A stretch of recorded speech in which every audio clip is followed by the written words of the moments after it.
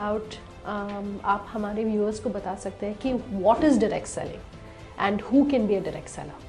Direct selling जो traditional system जो retail stores के थ्रू प्रोडक्ट बेचे जाते हैं, इसके बजाय डायरेक्ट सेलिंग में डोर टू डोर और कंज्यूमर्स जो डायरेक्टली अदर कंज्यूमर्स को 1-to-1 कन्विंस करते हैं और प्रोडक्ट सेल करते हैं। Okay.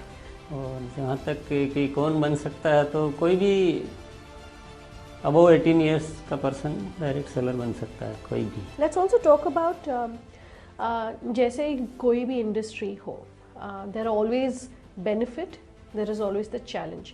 May be you can talk to us about some of the myths और the misconceptions that exist about the direct selling industry.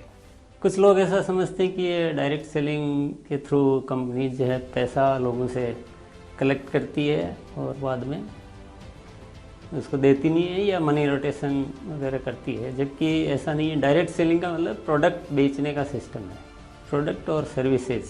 तो ये केवल मिथ है। डायरेक्ट सेलिंग बहुत genuine business. How many direct sellers do you have? We have near about 20 lakhs direct sellers. Why is direct selling, in your opinion, suited to India as a country? Direct selling में multiple या कहेंगे कि हम ज़्यादा से ज़्यादा लोग इस काम को कर सकते हैं। इसमें लिमिटेशन नहीं है कि जैसे कोई जॉब होता है या एम्प्लॉयमेंट होता है तो एक लिमिटेशन होती है कि 1000 10,000 की वैकेंसी होती है, पर इसमें ऐसा नहीं है। इसमें कितने भी लोग हो तो इस काम को कर सकते हैं। तो हम इंडिया के एंगल से कहेंगे तो मोस्ट सुटेबल बिजनेस है ये, तो यहाँ बहुत ज़्यादा स्कोप है। So, what is your advice for someone who wants to become a direct seller? What is your advice in terms of what they should keep in mind if someone wants to become a direct seller?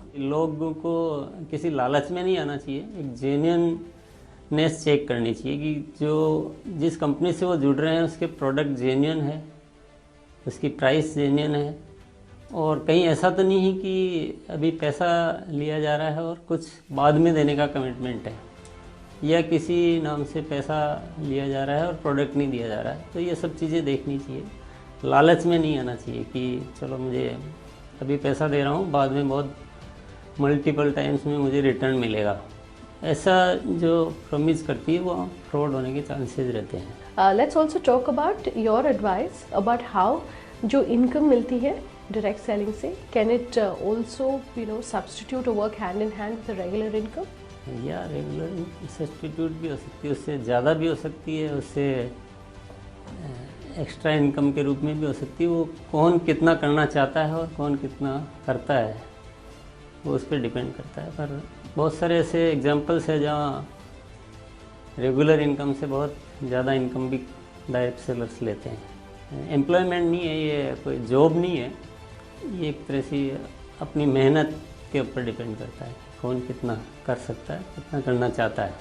What are the what is the nature of the industry and why is it so suited to this industry in your opinion? इसका main reason ये है कि nutraceutical products जो है, जो हमारे health के लिए हेल्पफुल रहते हैं, प्रिवेंटिव हेल्थ कह सकते हैं कि, तो इसमें 1-to-1 कन्विंस करने की ज़रूरत है। कि नया कॉन्सेप्ट है इंडिया में, जो अभी तक लोगों की हैबिट में है कि जब बीमार होने के बाद वो मेडिसिन लेते हैं।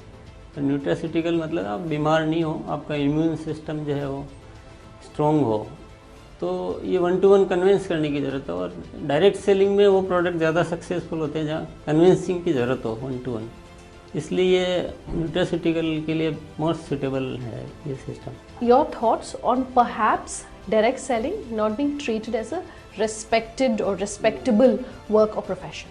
या ऐसा एक वो लोग जो सोचते हैं, जो इससे जुड़े हुए नहीं होते हैं, जो केवल सुनी सुनाई बातों पे जो विश्वास करते हैं, उनको ऐसा लगता है कि ये एक रेपुटेड बिजनेस नहीं है, जबकि ये बहुत अच्छा काम है, सम्मानजनक काम है, इसमें कोई बुराई नहीं है। कोई भी हम अच्छी चीज़ जीवन में काम में लेते हैं।